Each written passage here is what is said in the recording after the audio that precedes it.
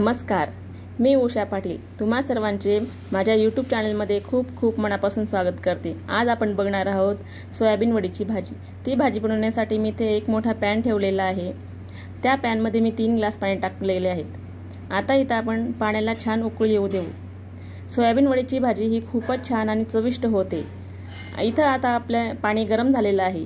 त्यामध्ये मी 100 gram soybean वडी टाकून घेते। आता ती भाजी जास्त चविष्ट होण्यासाठी त्यामध्ये मी थोडंसं मीठ घालत आहे। मीठ घालून झालं की तिला छान आपण हलवून घेऊया, म्हणजे ते मीठ छान असं मिक्स होईल। आता ही भाजी आपण फार वेळ शिजवून घ्यायची नाही, तिला फक्त आपण 4 मिनिटं ठेवणार आहोत। ही भाजी जास्त शिजली की त्याची चव वेगळीच लागते। आता आपण बघूया ही शिजली की नाही। इथं आपली सोयाबीन वडी छान अशी शिजलेली आहे। आता इथे मी तिला एका गाळणीवर घेऊन सोयाबीन वडी काढून घेते। सोयाबीन वडी ही आपल्या शरीरासाठी खूप फायदेशीर असते। आता इथे ही सर्व प्रकारे मी सोयाबीन वडी चाळणीवर काढून घेते आहे, जेणेकरून त्याच्यातलं पाणी हे सगळं निथळून जाईल आणि ती चांगली होईल। आता इथं सोयाबीन वडी ही आपली पूर्णपणे काढून घेते। आता ही चमच्याच्या साहाय्याने प्रेस करून त्याच्यातलं सर्व पाणी मी काढून घेत आहे।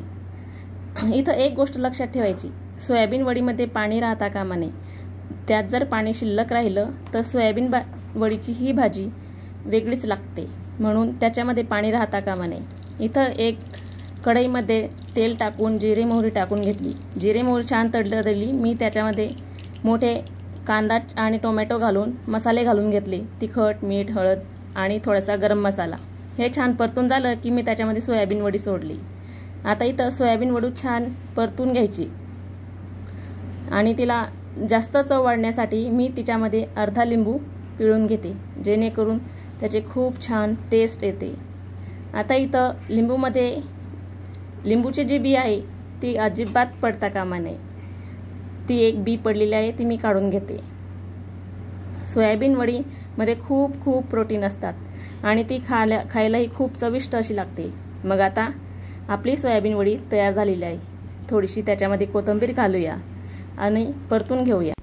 आता इथे मी कोथिंबीर घालून घेतलेली आहे।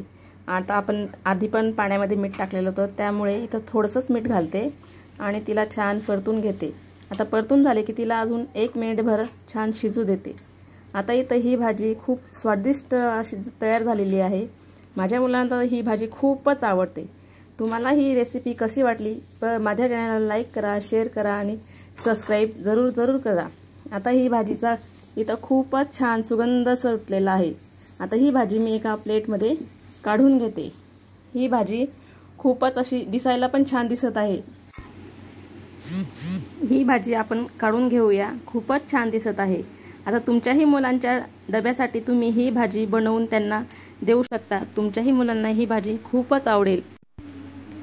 तुम्ही माझा हा व्हिडिओ पूर्ण बघितल्याबद्दल धन्यवाद।